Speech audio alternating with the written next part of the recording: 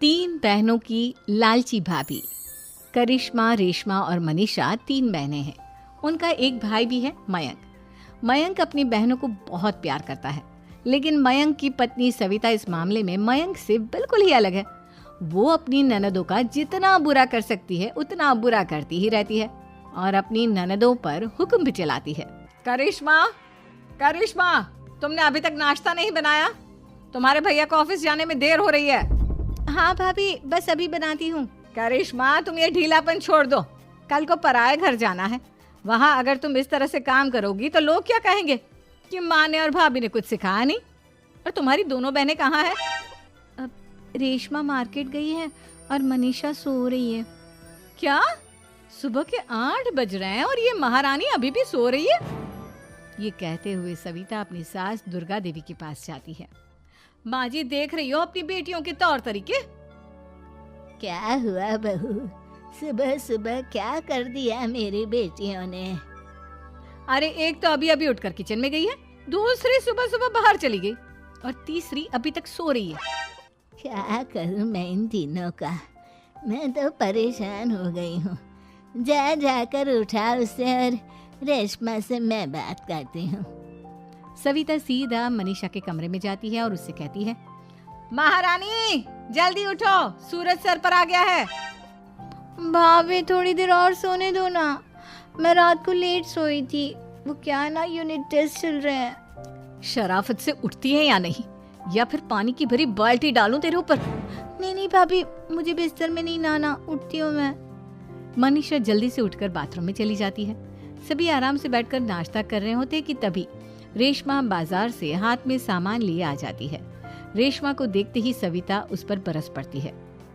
लो, आ गई महारानी। ऐसा भी क्या सामान लाना था जो सुबह आंख मलते ही बाजार की तरफ रवाना हो गई? भाभी, कल आप ही तो चीख रही थी कि घर का सारा सामान मुझे ही लाना पड़ता है, घर में किसी को भी किसी काम से कोई लेना देना नहीं है। अब मैं बाजार जाकर सामान ले आई तो आपको इस बात से भी तकलीफ हो रही है? देख रही हो माँ जी, अपनी बेटी की जुबान कैंची से भी तेज चलती है। और मयंक, आप तो कुछ कहेंगे नहीं अपनी लाडली बहन को? रेशमा, अपनी भाभी से ऐसे बात नहीं करते। चलो माफी मांगो। भैया, मैं क्यों माफी मांगू? आप भाभी से बोलिए ना कि हम पर कम हुक्म चलाया करे। हम इस घर की बेटियां हैं और आपकी पत्नी की ननद है, नौकरानी नहीं। लो कर लो बात। इनकी भलाई के लिए कुछ भी बोलो तो इन्हें बुरा लग जाता है। इस घर में यही इज्जत है मेरी। देख लो माँ जी, आपकी बेटी किस लहजे में मुझसे बात कर रही है। सविता वहाँ से चली जाती है। मयंक को बहुत गुस्सा आता है, वो भी वहाँ से चला जाता है। फिर करिश्मा रेशमा को समझाती है, रेशमा, तुम्हें भाभी से माफी मांग लेनी चाहिए थी ना। लेकिन दीदी, मैंने कुछ किया ही नहीं, तो मैं माफी क्यों मांगू? हाँ करिश्मा दीदी, रेशमा दीदी जैसे ही घर में आई भाभी ही उन पर चिल्ला रही थी। हाँ, मैं मानती हूँ कि गलती भाभी की थी। मैं तो इसलिए बोल रही हूँ कि भाभी ने माँ को तो पूरी तरह अपने वश में कर लिया है। वो हमारी बात सुनती ही नहीं। मयंक भैया हमारे लिए हमेशा खड़े रहते हैं, इसलिए उनकी बात का मान तो तुम्हें रखना चाहिए था ना। कोई फायदा नहीं दीदी, कुछ दिनों की बात और है, भाभी उन्हें भी हमारे खिलाफ भड़का देंगी।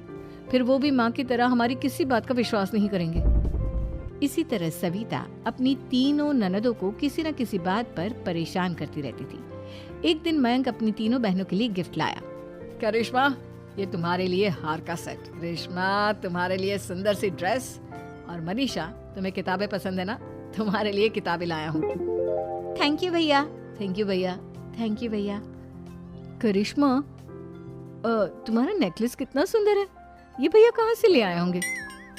मैंने भैया को 3 दिन पहले फोन पर ये डिजाइन दिखाया था और आज भैया ये ले आए।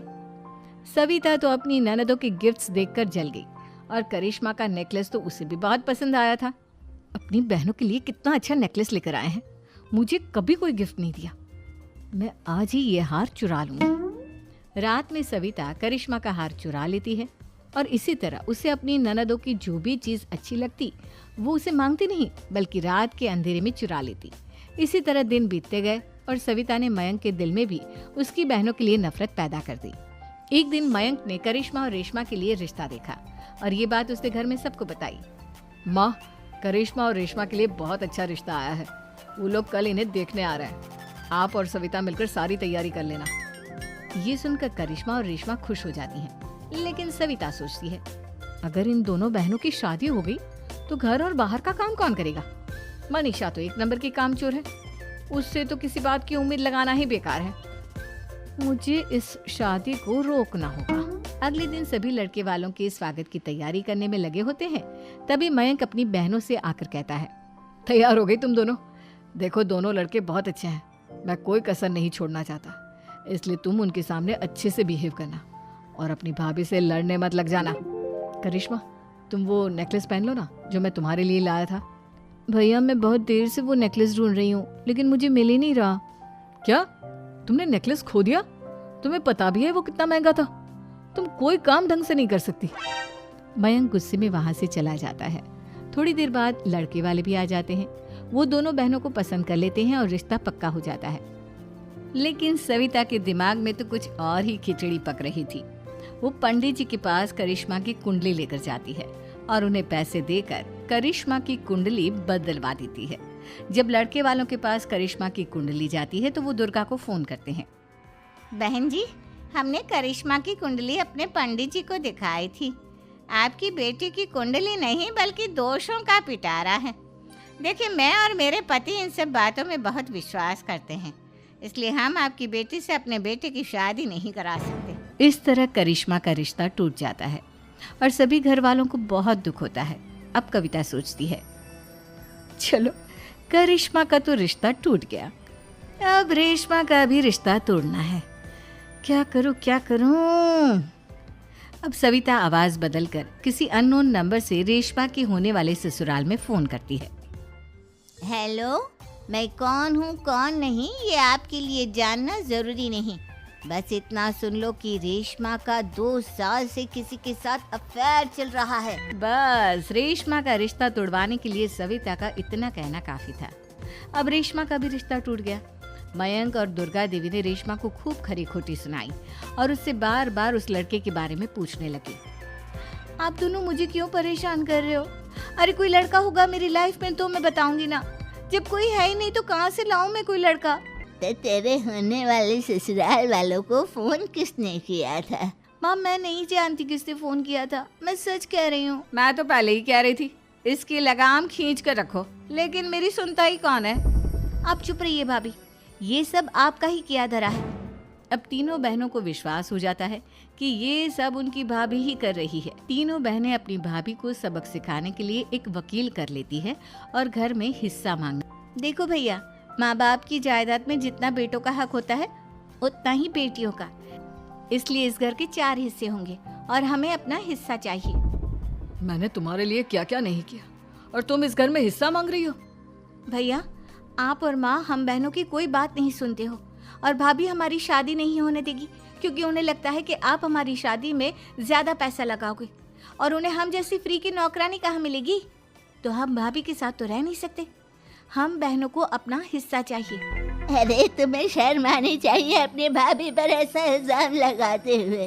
वो तुम्हारे बारे में कितना सोचती है। हाँ माँ, भाभी हमारे बारे में बहुत सोचती है, दिन रात बस यही सोचती रहती है कि किस तरह से अपनी तीनों ननदों को परेशान करूं और कभी मुझे पढ़ने भी नहीं देती। दोनों बहनों का रिश्ता भी तो इन्होंने ही तोड़वाया है और रात में हमारे कमरे में आकर हमारी चीजें भी चुराती हैं। इसी तरह सविता की तीनों ननदें अपनी बात पर अड़ी रही। अब कोर्ट में तारीख भी शुरू हो गई।